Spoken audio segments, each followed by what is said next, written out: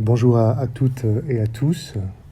Merci beaucoup Lucie Hofbauer et le Quadrilatère pour cette réjouissante invitation, et Xavier Crossy et toute l'équipe du Théâtre du Beauvaisis pour m'accueillir pour ce grand entretien. Comme nous l'avons décidé lors de notre réunion de préparation avec Lucie et Xavier, je vais présenter ma recherche théâtrale en l'inscrivant dans mon parcours depuis mes débuts dans le milieu de la production théâtrale en tant qu'acteur et metteur en scène jusqu'à aujourd'hui, jusqu'à la finalisation d'un doctorat de recherche en Finlande, à Helsinki. Donc, réacclimatation scénique. Cette chose-là, que ce que l'on voit et ce que l'on ressent n'arrive jamais en même temps, et ce qui fait qu'au théâtre, tout le monde est nerveux. Gertrude Stein, Plays, 1935. Viens me toucher comme les rayons différés d'une étoile. Roland Barthes, La Chambre claire, 1980. Non, ce n'est pas ça. Anton Tchekhov, La Mouette, acte 4, Nina, 1896. The here and now is a prison house. L'ici et maintenant est une prison. José Esteban Muñoz, Cruising Utopia, The Then and There of Queer Futurity, 2009. The time is out of joint. Le temps disjoncte. Hamlet, acte 1, scène 2, dans la tragédie d'Hamlet, prince du Danemark, Shakespeare, 1609. We should be on by now. On devrait être en direct là, maintenant. David Bowie, Time, 1973.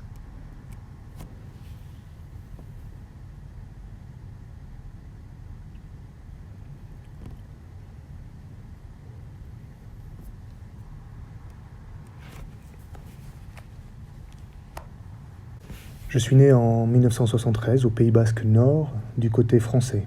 Je suis né dans un pays coupé, avec une identité trouble, mixte, plurielle. À la fin des années 90, je reçois une formation professionnelle d'acteur à l'école de la Comédie de Saint-Étienne, Centre dramatique national. Lors du premier cours d'interprétation, je présente la scène de jalousie du misanthrope de Molière, acte 2, scène 1. Madame, voulez-vous que je vous parle net de vos façons d'agir? Je suis mal satisfait. Contre elle, dans mon cœur, trop de biches s'assemblent et je sens qu'il faudra que nous rompions ensemble. Oui, je vous tromperai de parler autrement. Tôt ou tard, nous romprons indubitablement et je vous promettrai mille fois le contraire, que je ne serai pas en pouvoir de le faire. Célimène répond: c'est pour me quereller donc à ce que je vois que vous avez voulu me ramener chez moi.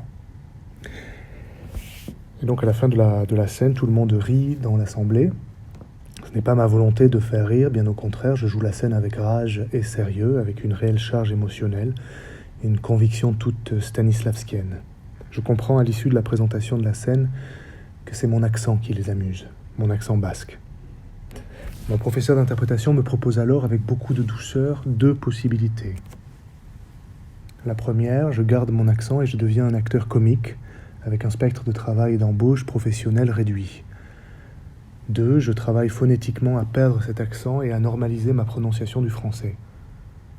Pendant 2 ans, donc, j'enregistre chaque jour sur un dictaphone à cassette des exercices de diction. Je perds donc presque mon accent, je deviens ainsi un acteur presque normal, normé. Seulement voilà, à partir de ce moment-là, je commence à m'entendre parler, une autre langue. Depuis lors, je ne cesse de me tenir sur mes gardes phonétiques.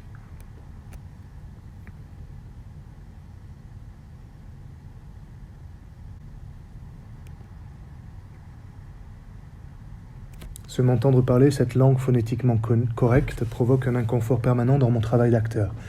Je n'arrive pas à être à cet endroit requis par la tradition théâtrale dans laquelle j'ai été formé, tradition de la présence de l'acteur, de la mémoire oubliée dans l'instant, de la réinvention de la langue chaque soir. J'en tire la conclusion que je suis donc un mauvais acteur.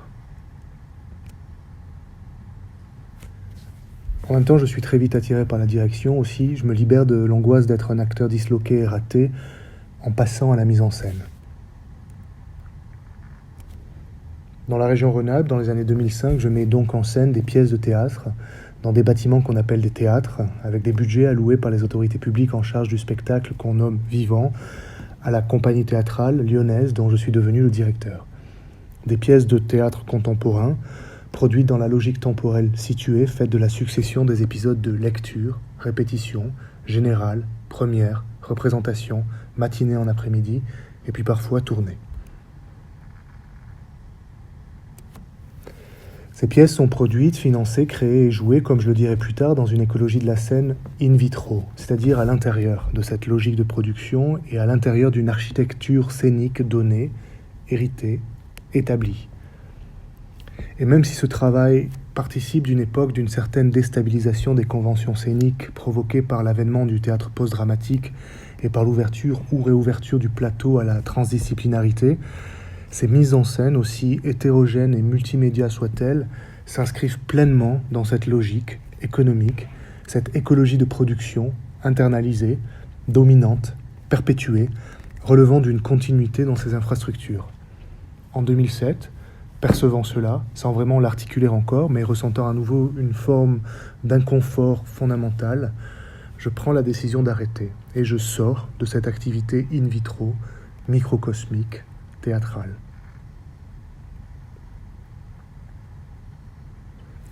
Là, je vais vous montrer quelques images des deux dernières mises en scène que j'ai faites en 2006 et 2007. Donc là, c'est une adaptation de l'échange de Paul Claudel avec Nathalie Ortega, Gilles Chabrier, Muriel Coadou et Denis Lejeune.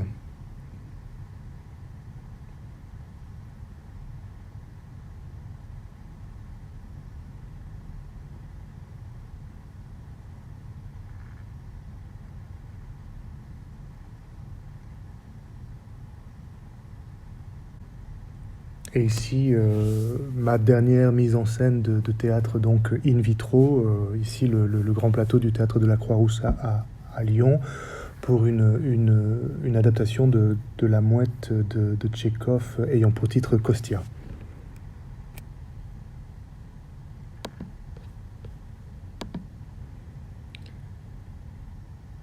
La mise en scène mêle différentes temporalités et différents régimes de représentation, superposant répétition, représentation, performance, lecture d'articles, critiques parus le matin de la représentation même, tournage de scènes et mixage des vidéos en direct, et aussi concert live. Le personnage de Nina, interprété par Sophie Rodriguez, n'est pas incarné en scène, mais il est virtuellement reconstitué chaque soir par la projection en direct, aléatoire, sur 3 écrans de vidéo, issu d'une grille de 70 films tournés en amont avec la comédienne.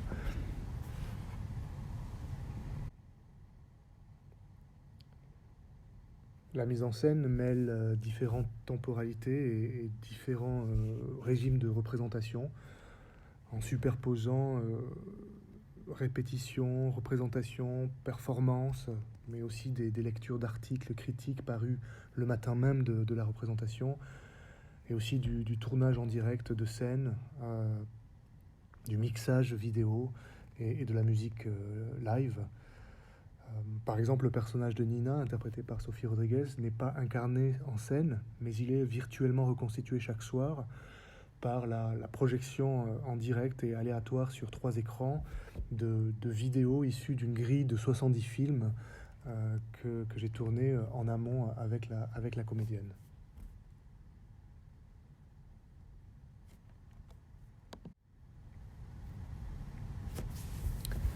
Donc à ce moment-là, quand je décide d'arrêter, et cela peut paraître naïf et tardif, je me pose véritablement la question de l'identité, de la définition du théâtre, de la scène. Qu'est-ce que c'est que ça, une scène de théâtre, et est-ce que ça peut être autre chose que ça? Et surtout, est-ce que ça peut se penser et se composer depuis une autre pensée et une autre pratique, disons une autre écologie, du temps et de la présence? Si la fonction du théâtre est celle de produire une distance pour révéler le monde, sonder l'humain et consolider une communauté, dans le temps de la scène, que se passe-t-il quand ce temps de la représentation est déstabilisé, changé? Aussi, et cela s'ajoutera petit à petit, que se passe-t-il quand ce monde, d'ailleurs depuis quelle perspective géopolitique se place-t-on quand on parle d'un monde, quand ce monde subit des mutations planétaires d'ordre géologique et technologique? Que se passe-t-il quand l'humain mute? Comment le théâtre prend-il en charge ces macro et ces micro-métamorphoses? Le peut-il même encore sans lui-même passer par une nécessaire transformation infrastructurelle, transformation de son espace et de son temps, de sa fonction sociale? Dans cette première rupture, il y a donc une forme d'intuition et de spéculation, à savoir qu'il serait peut-être possible de reprendre les fondements, les définitions et les modes opératoires du théâtre occidental, jusqu'alors ancrés dans une métaphysique de la présence, un anthropocentrisme, mâle surtout, une idéologie de l'unité, de l'unification, et une logique de production-création que j'ai nommée in vitro, cadrée par des paramètres temporels rigides.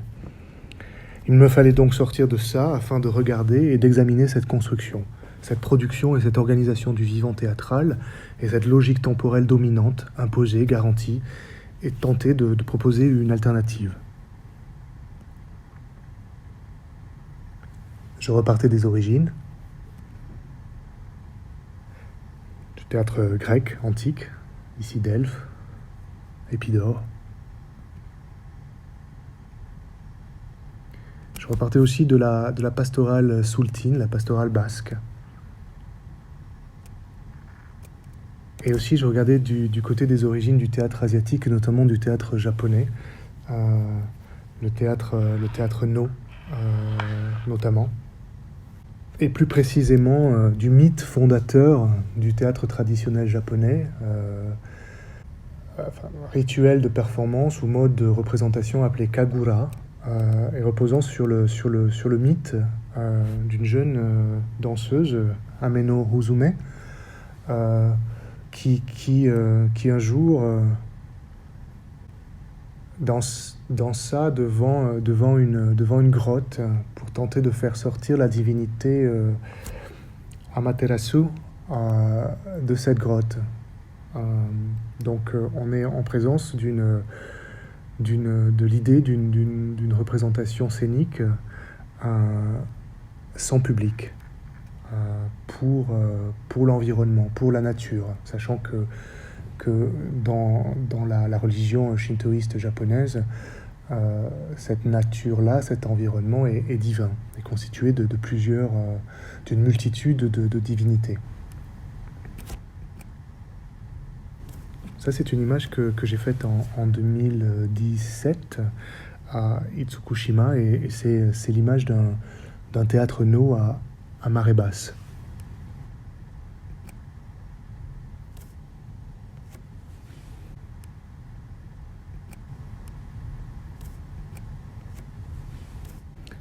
Là, c'est un extrait d'une vidéo que j'ai réalisée à Tokyo en 2017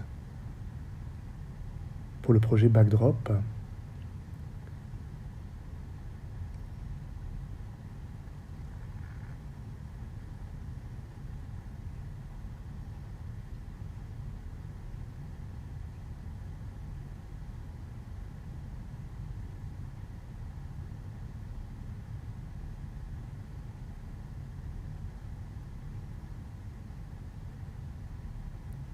Je me suis intéressé à cette peinture du pain ancestral, donc reproduite sur le mur du fond de tous les théâtres, de toutes les scènes No.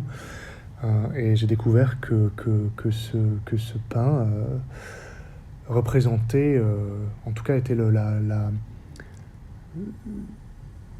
la réflexion, en termes de miroir, la réflexion du pain ancestral, du pain initial, devant lesquels les acteurs et danseurs et musiciens du théâtre No jouaient, sachant que ce pain est à nouveau une divinité. Donc on est là dans une figure à nouveau de la possibilité d'un spectacle destiné non pas à un public humain, mais ouvert à un spectateur non humain. comprenais que le théâtre que je laissais derrière moi était romain,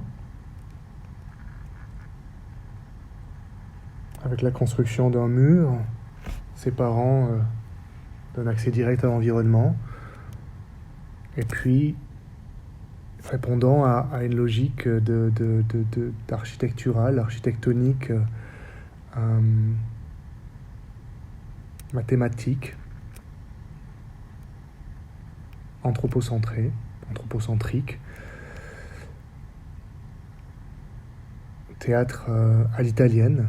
Donc en plus du mur ajouté par le théâtre romain, on ajoutait un toit, un plafond pour finir la boîte et l'isoler davantage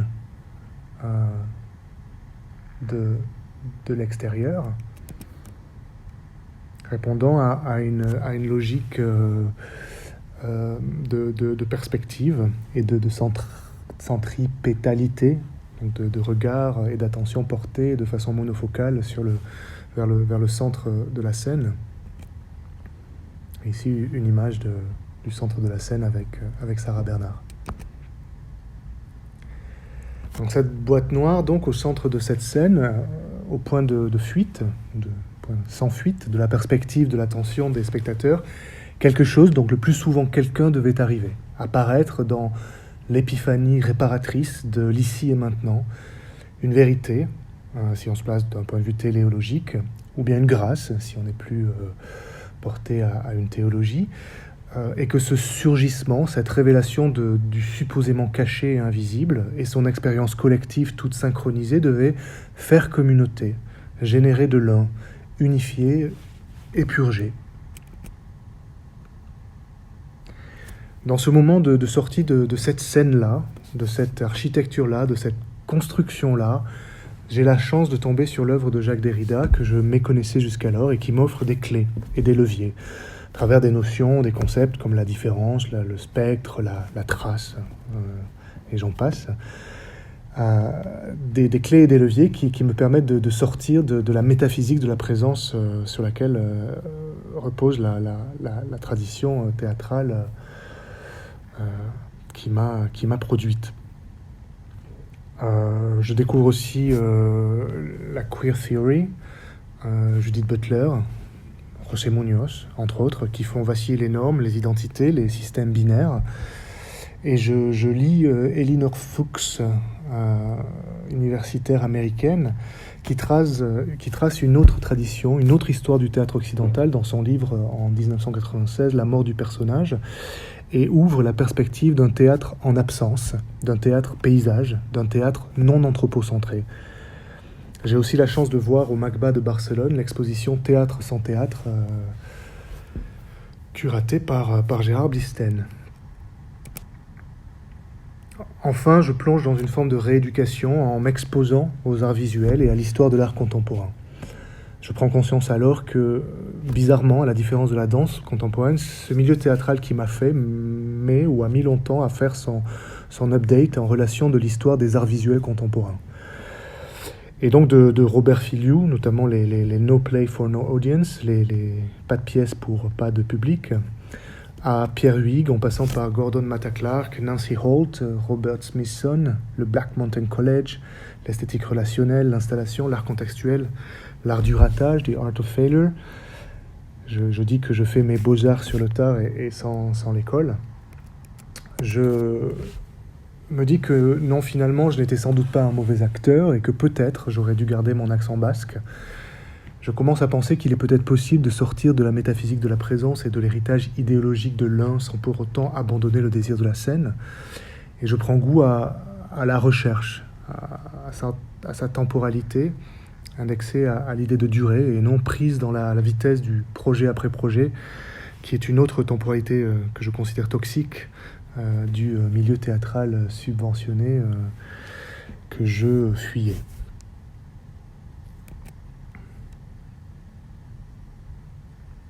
Donc ici, quelques-uns des artistes, quelques-unes des artistes qui rencontrés à ce moment-là et qui ont produit à la fois inspiration et ouverture.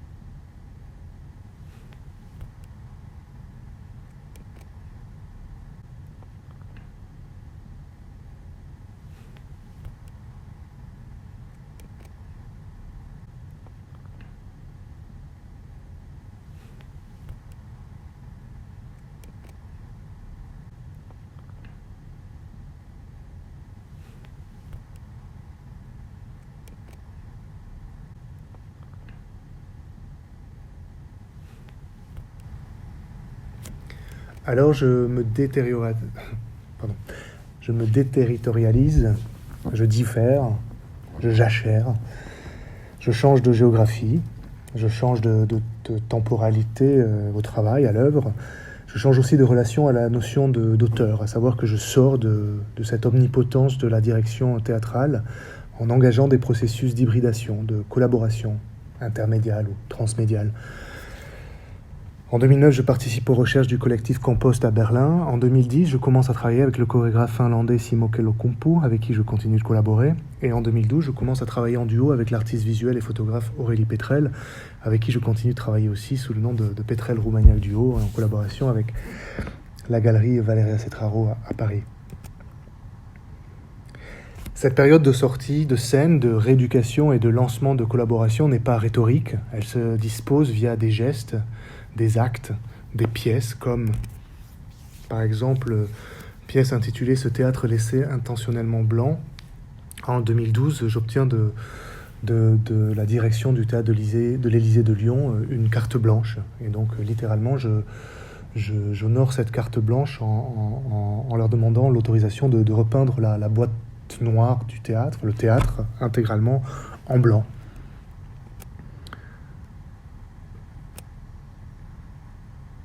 Et de laisser le théâtre ainsi blanchi pour les saisons à venir du théâtre de l'Élysée.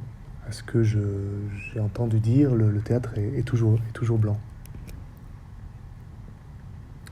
Ça, ce sont quelques images du projet Sightseeing, réalisé en Islande avec Simo Kellokumpu en 2014. Donc un travail sur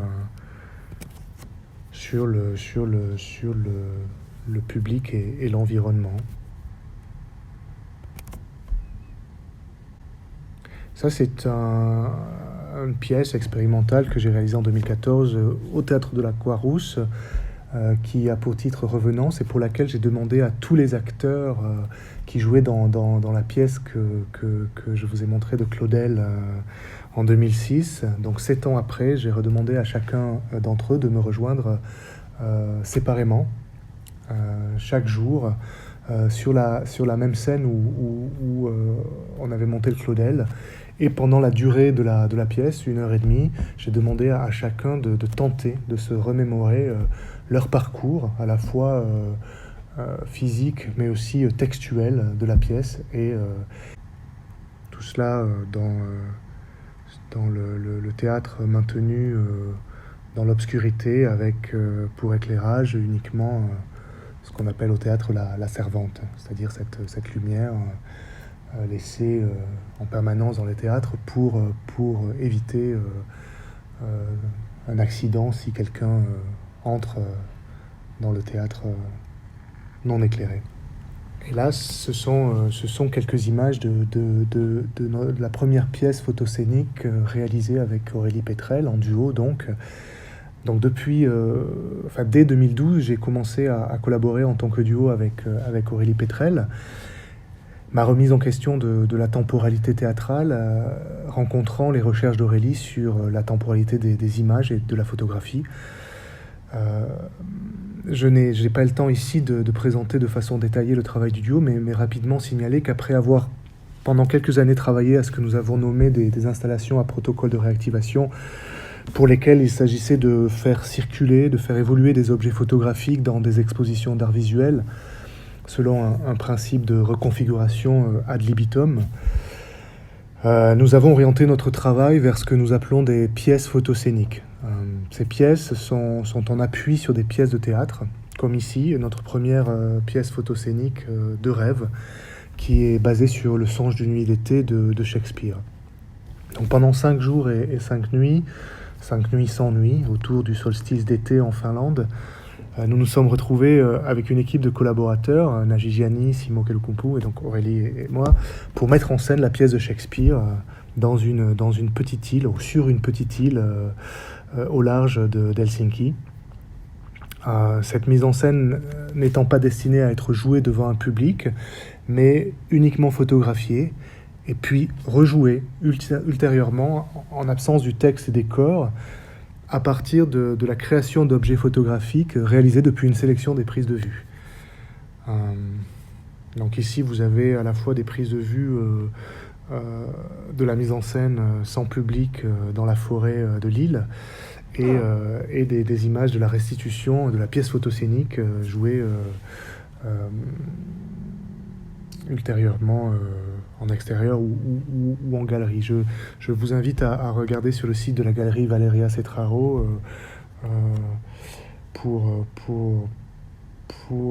découvrir ce travail en duo si cela vous intéresse.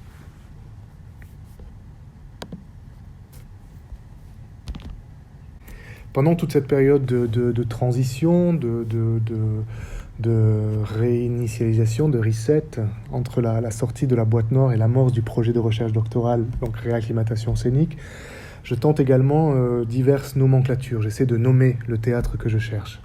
J'hasarde les formules suivantes. Théâtre impermanent en 2011, sans doute inspiré, influencé par une série de voyages récents au Japon à cette époque. Je propose cette notion de théâtre impermanent. Donc, ce choix est également produit par une prise de position amicale par rapport au théâtre permanent de Gwenaël Morin. Je n'ai pas le temps de développer ici, mais le théâtre impermanent trouve son origine dans le même lieu où Gwenaël lança son projet, le théâtre de l'Élysée, le théâtre Blanchi que je viens de vous montrer. Et à la différence de l'idée de l'occupation manifeste des théâtres, de l'omniprésence ou de la surprésence du théâtre permanent de Morin, je propose à l'inverse de miser sur l'apprentissage du moins, de poser l'évidement face au remplissage, le silence face au bruit, l'absence face à la présence, la disparition face à l'apparition, la durée face au maintenant, à l'instant, etc. Choisir l'impermanent, c'est alors définir une zone incertaine et flottante du travail d'un théâtre sans théâtre, mais prenant ou déprenant toujours le théâtre en tant qu'objet, ou bien fantôme de cet objet. En 2013, je propose la formule théâtre hétérochronique. Je trouve le terme hétérochronique littéralement temporalité autre dans le vocabulaire de la biologie de l'évolution et aussi dans des conférences de Gilles Deleuze sur la musique. Hétérochronique se posant ici face à homochronique, donc comment déstabiliser et faire varier la temporalité dominante de la scène et sortir de l'autorité de ce temps normé, unitaire, linéaire, homochronique donc, celui du maintenant, de l'ici et maintenant. Je développe cette notion dans un master intitulé « Mettre en scène un théâtre hétérochronique » ou « Démettre en scène un théâtre hétérochronique ». Enfin, je propose plus récemment, dans le cadre du projet de recherche doctorale, théâtre hyperdramatique en 2016. Je vais y revenir rapidement. Dans la thèse de ce master que j'ai engagé afin de pouvoir candidater au recrutement des doctorants sur la plateforme de recherche en Finlande, s'invite la question de l'Anthropocène. Alors pour celles et ceux qui ne savent pas ce que c'est, l'Anthropocène est l'époque de l'histoire de la Terre qui a été proposée par le chimiste atmosphérique Paul-Joseph Crutzen en 2000 pour caractériser l'ensemble des événements géologiques qui se sont produits depuis que les activités humaines ont une incidence globale significative sur l'écosystème terrestre. Le réchauffement global étant une des conséquences, pour les moins inquiétantes, voire catastrophiques, de cet impact. Nourri par le débat autour de l'Anthropocène, mon focus sur la déstabilisation du temps de la scène se double d'une appréhension plus large, planétaire, environnementale, climatique donc, de cette question du temps, de l'écologie temporelle. Je me rends compte que tout correspond, qu'il s'agit bien d'une écologie générale, que la critique de la production et l'organisation du temps théâtral, linéaire, unitaire, chronologique, logique doublée de celle architecturale de la perspective, de la centralité ou centripétalité, et de la séparation de la scène, le proscénium humain, et de l'arrière-scène, donc la skéné non humaine, tout cela reprend les structures et les dynamiques d'un monde idéologiquement et matériellement centré sur l'homme, pensé à sa mesure, rejetant le non-humain à la périphérie. À ce moment-là, une dispute est alors en cours au sujet de la datation de l'origine de l'Anthropocène. Je ne vais pas entrer dans les détails, n'ayant pas le temps ici. Je m'intéresse au fait que pour les chercheurs Lewis et Maslin, la nouvelle ère géologique a commencé autour de l'année 1610, avec une baisse inhabituelle en dioxyde de carbone dans l'atmosphère et la disparition irréversible de certaines espèces, ainsi qu'avec le passage culturel globalisé entre l'ancien et le nouveau monde, la colonisation donc et la Renaissance. C'est ce choix de datation, 1610, que Bruno Latour, lors d'une conférence à Gothenburg en Suède sur le temps, On Time, à laquelle j'assiste en 2015, choisit en s'appuyant précisément sur la question du temps. Selon lui, la bascule entre ancien et nouveau monde est marquée par un glissement de la représentation du temps significatif, à savoir la transformation du temps arbitraire occidental imposé au reste du monde, donc vue colonisatrice, en un temps réel, celui du compte à rebours jusqu'à ce que Elisabeth Kolbert en 2014 nomme la sixième extinction. Un des résultats de ce tournant anthropocénique est la déréglementation réelle des phénomènes météorologiques, par exemple l'augmentation du nombre et la violence des tempêtes. Et il est sans doute intéressant ici de noter que Shakespeare écrit La tempête en 1610 et que la pièce commence par un naufrage. En 2014, l'universitaire Una Chowdhury propose la notion d'un tournant anthropocénique avec un S. Aussi, cela devient évident pour moi qu'il s'agit de mettre en relation la critique du temps conventionnel de la scène avec le temps géologique, le deep time ou le temps profond. Le temps géologique de la mutation de la planète et plus précisément en lien avec la lente altération des phénomènes météorologiques et climatiques. J'amorce donc mon projet doctoral Réacclimatation scénique par la mise en œuvre d'une série d'expérimentations autour de cette correspondance entre temps chronologique et temps météorologique, en exposant, littéralement comme on expose quelque chose au soleil, des éléments constitutifs de la machine théâtre, le texte, les planches, le costume, décor, etc. Éléments alors discrétisés et sortis de leur temporalité conventionnelle, les exposant donc aux variations du temps qu'il fait, le temps météorologique. Voici quelques exemples de ce que j'ai appelé théâtre météo, ou en anglais, puisque le projet doctoral a été réalisé en anglais, Weather Theatre. Dans le premier projet a pour titre long We Split, lecture, répétition et représentation de la scène 1 de l'acte 1 de la tempête de Shakespeare à l'occasion de 3 tempêtes baltiques. Le projet est de regarder, lors de l'hiver 2015, tous les soirs le bulletin météo Sud-Finlande, donc d'Helsinki, et de repérer quand va s'abattre sur la côte une tempête d'indice rouge, c'est-à-dire une forte, voire très forte tempête. Et donc de repérer donc cette tempête arrivant pour le lendemain, et donc le lendemain de prendre un bateau pour me rendre sur l'île au large d'Helsinki, de traverser l'île dans la tempête et de me retrouver de l'autre côté de l'île face à l'horizon baltique, face à la mer, et dans la fureur de la tempête, de prendre en charge la première scène de l'acte 1 de Shakespeare. Quand je dis prendre en charge, ça veut dire répéter ce mouvement à 3 occasions, donc à l'occasion de 3 tempêtes, et lors de la première tempête de lire la scène, de revenir plus tard à l'occasion d'une deuxième tempête pour répéter la scène, et enfin à l'occasion d'une troisième tempête plus tard, de venir jouer la scène, donc de reprendre la succession de ces trois étapes, de ces 3 épisodes du travail théâtral, à savoir lecture, répétition, représentation.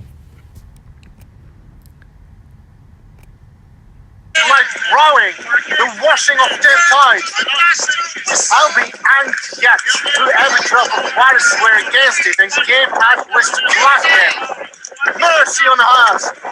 We're split! We're split!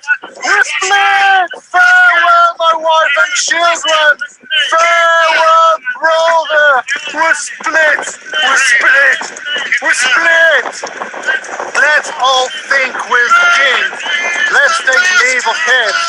Now would I give 1,000 furlongs of sea for an acre of barren ground. Le Conte d'hiver, donc une autre pièce de ce théâtre météorologique ou météorologisé.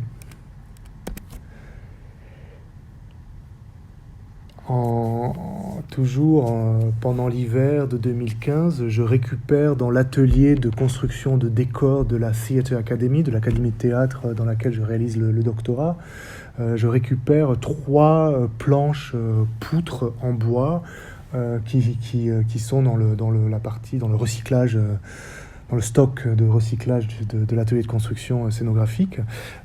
Donc ces poutres, ces planches ayant servi à la construction d'un décor et vraisemblablement à la construction d'un plancher, d'une scène.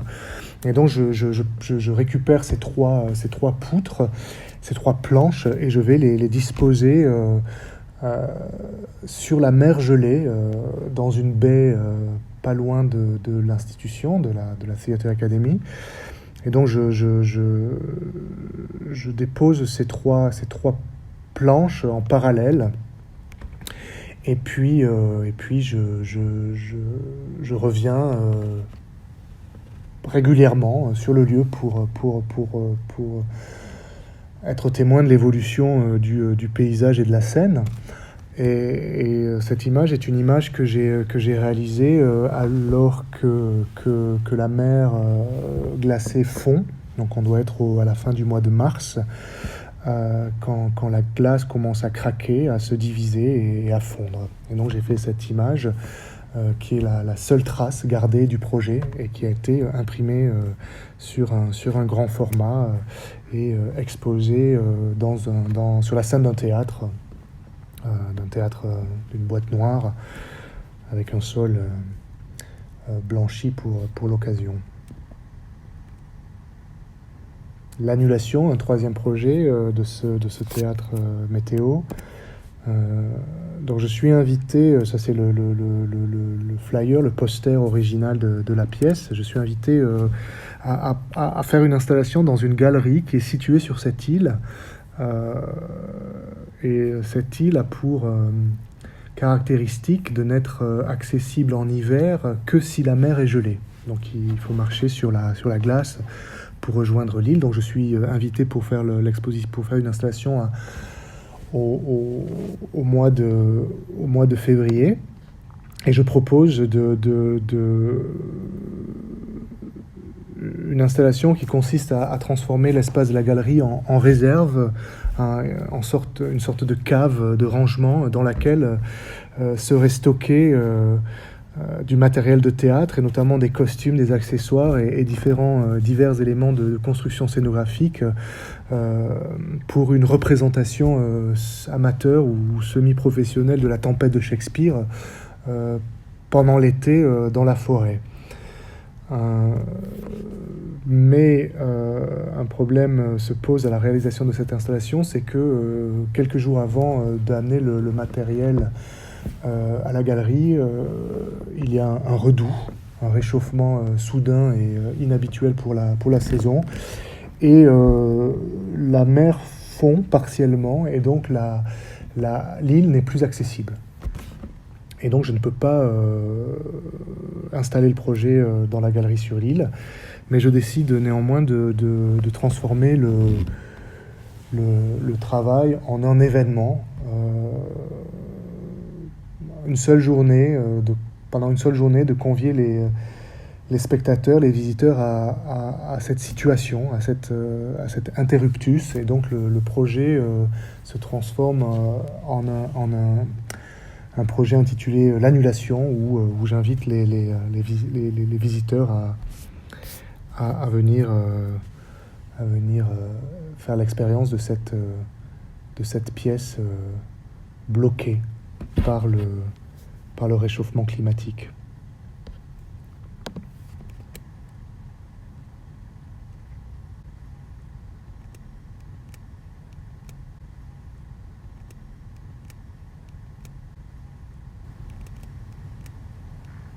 Enfin, en 2017, je réalise pour une exposition au Pavillon de la Recherche dans le contexte de la 57e Biennale de Venise, une pièce intitulée Backdrop Venise.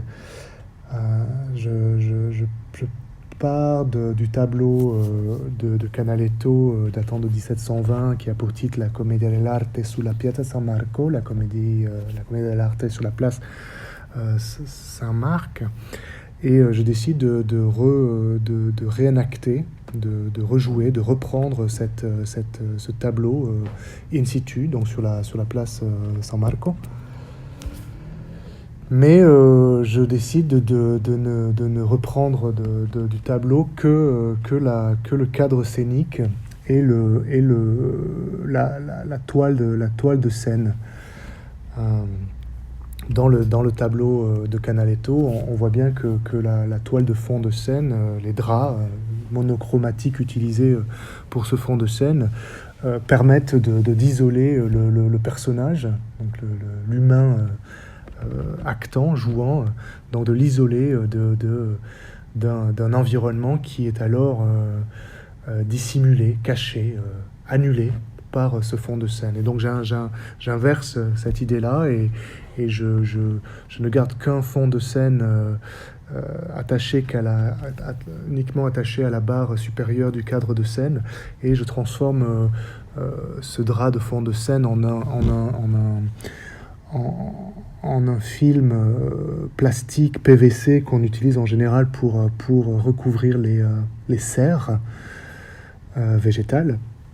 Et donc ce plastique est semi-transparent, donc permet à la fois de voir l'environnement alentour à travers le plastique, mais également n'étant pas accroché sur les côtés du cadre de scène, est animé par le vent et donc permet de faire entrer l'environnement en scène en passant à travers le cadre.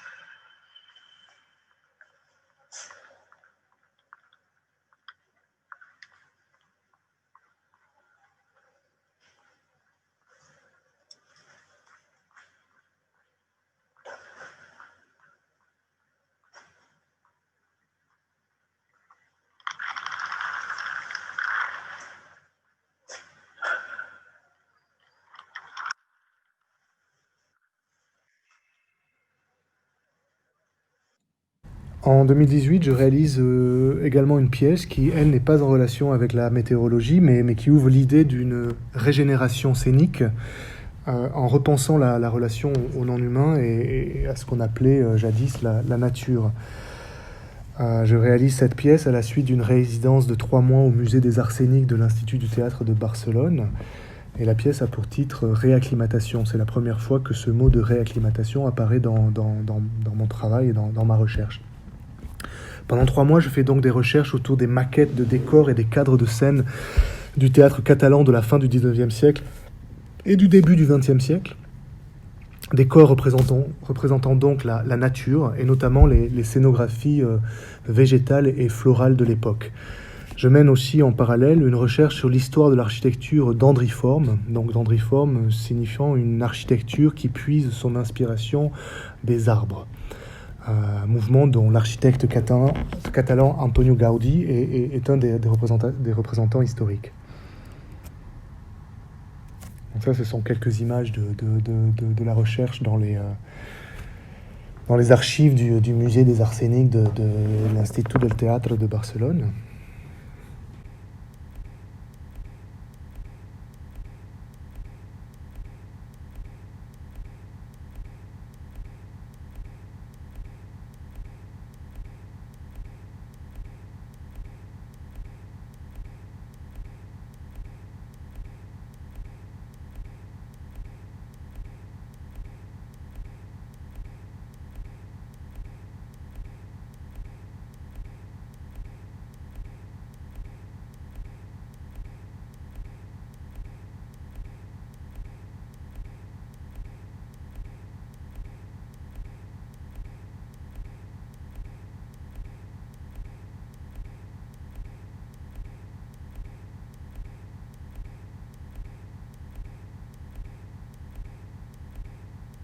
Et là, ce sont quelques-unes quelques références qui ont informé le projet, donc l'Ikebana, la fibre optique des supercomputers, le test de Rorschach, la Casa Calvet de Gaudí à Barcelone, Adrián Gual, scénographe et homme de théâtre du début du XXe siècle, catalan, barcelonais, les monstres dans les jeux vidéo, l'afro-futurisme. Et donc je réalise à partir de ces décors et de ces cadres de scène une série comme ça de figures, de créatures que je vais projeter sur un film calque, sur un papier calque disposé dans une vitrine, dans une boîte en acrylique, comme une vitrine de laboratoire ou de musée. Et donc cette vitrine est installée, exposée, mise en scène au milieu de la scène d'un théâtre. Et le public est invité à entrer, à monter directement sur scène. Une chaise est installée devant cet aquarium, à peu près à 2-3 mètres. Et le public invité à entrer et sortir selon sa volonté dans le théâtre et est invité à répondre à 3 questions qui sont qu'est-ce que vous voyez, qu'est-ce que vous pensez que cela est et qu'est-ce que vous ressentez, questions qui sont celles établies par Rorschach pour son test en 1924. Et je demande au public de répondre à ces questions soit pour eux-mêmes, soit de les garder pour eux, soit de les énoncer en chuchotant, en murmurant, soit de répondre à voix haute.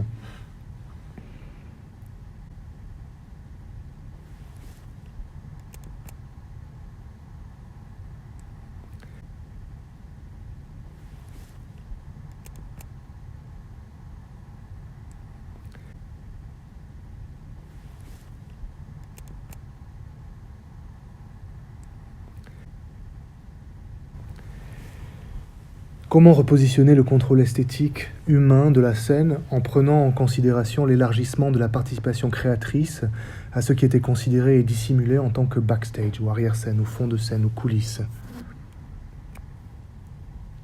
En quoi cette participation, cette entrée en production et en jeu des temporalités et des échelles au-delà de l'humain remettent-elles en question les infrastructures mêmes, l'architecture même et les modes opératoires mêmes du théâtre tels qu'on les connaît et invitent à un imaginaire scénique de transition, de réinitialisation, de mue. Dès lors, qu'est-ce qui tient, qu'est-ce qui s'effondre, qu'est-ce qui disparaît, qu'est-ce qui se transforme, qu'est-ce qui émerge et enfin qu'est-ce qui fait art vivant? Et enfin, quelle scène, quel théâtre, quels acteurs, scénographes, metteurs en scène se reconstituent alors dans ce mouvement écodramaturgique de réacclimatation, mouvement conditionné par les mutations du double environnement biosphérique et technologique, planétaire et interplanétaire. En plus de ces 3 questions, je propose 2 notions concepts. La première, c'est la notion de deep stage, ou scène approfondie, une scène milieu et non plus une scène centre, une scène ouverte et ou produite au et par les acteurs non humains, qu'ils soient biosphériques ou algorithmiques, en variation permanente, on dit ever-changing en anglais. Et enfin, un théâtre hyper dramatique, théâtre relevant d'une théâtralité plus ou moins perceptible, générée à l'endroit de l'interaction entre la mémoire du théâtre occidental et les phénomènes dépassant l'échelle humaine, tels que le changement climatique ou le big data, le flux de données massives.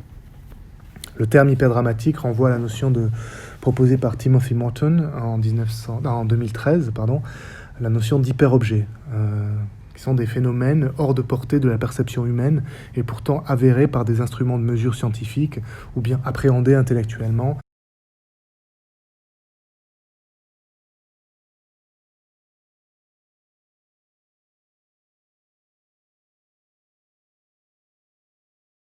En 2017, je propose d'échanger, de partager ce lot de questions et de notions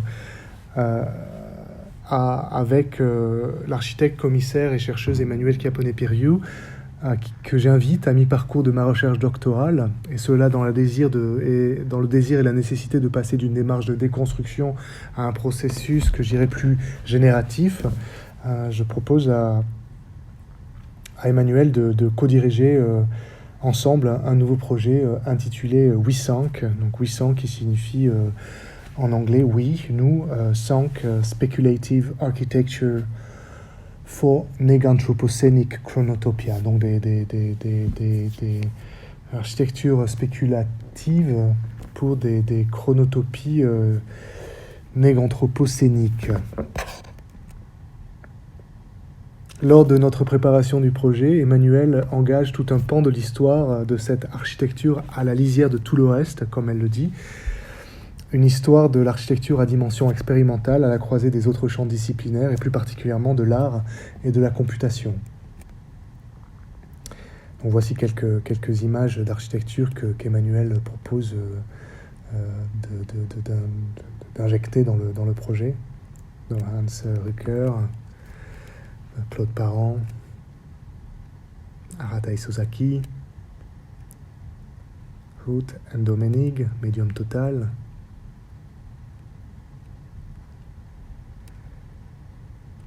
Archizoom, Andrea Branzi, Super Studio, François Roche et d'autres encore. On regarde ensemble le très bel ouvrage de Yann Rocher, paru à la suite d'une exposition au lieu unique de Nantes qui s'appelle Théâtre en Utopie, où Yann Rocher recense avec beaucoup de précision et d'approfondissement les relations de l'architecture au théâtre en termes d'utopie et de transformation de la scène et du théâtre en des architectures autres. Et ensemble, on va mener pendant 1 an et demi le projet WeSank. Dans un premier temps, nous écrivons ensemble un texte manifeste dans lequel nous exposons une liste de considérations préalables émergeant de la rencontre de ce théâtre sans théâtre et de cette architecture à la lisière de tout le reste. Donc. Et à la Biennale de Venise, au pavillon de la recherche, nous lançons officiellement le projet en performant ce manifeste intitulé Considerings, en français, étant donné. C'est ce texte que nous joignons à l'invitation de tous et toutes les artistes et architectes qui vont participer à ce projet. En tout, 28 artistes et architectes vont se joindre à WeSank à l'occasion de 5 sessions de 3 jours à chaque fois, dans 5 villes différentes, à Tokyo, Helsinki, Paris, Daegu, en Corée du Sud, et Barcelone. Chacune de ces sessions se tient pendant 3 jours et donne lieu à une hyperproduction collective, assez sauvage, ludique, critique, de ces prototypes de la scène du futur. Ces prototypes se matérialisent, émergent, apparaissent à l'occasion de ces sessions, à l'intersection du texte manifeste, les considerings, et de la pratique spécifique de chacune et de chacun des participants. En tout, ce sont 161 prototypes qui vont être réalisés lors de ces 5 sessions, chaque prototype ayant un complément, ou en complément un texte de description de sa nature, de sa fonction, son fonctionnement, son identité. Ces prototypes sont conçus et réalisés non pas comme des maquettes de projets voués à être construits dans le futur, ultérieurement, mais ce sont des objets performatifs en soi, des représentations précaires, relevant de plus ou moins d'abstraction quant à la saisie des diverses thématiques introduites dans le projet. Ainsi, chaque prototype peut être aussi perçu de façon autonome en tant que scène, au double sens du terme, mais également en tant que partie d'une hyper-scène, d'une super-scène, d'une méga-scène, d'un agrégat performatif constitué de tous les 161 prototypes et de leurs 161 descriptions constituées en livret. Et c'est cette hyper-scène que finalement nous installons dans un abri anti-atomique à Helsinki en novembre 2018, à l'occasion d'un festival international, le Baltic Festival. Je vous montre quelques images de l'installation finale. Je ne vais pas développer davantage autour de ce vaste projet, mais pour ceux et celles qui sont intéressés, une archive exhaustive de tout le projet est présente dans ma publication doctorale à cette adresse.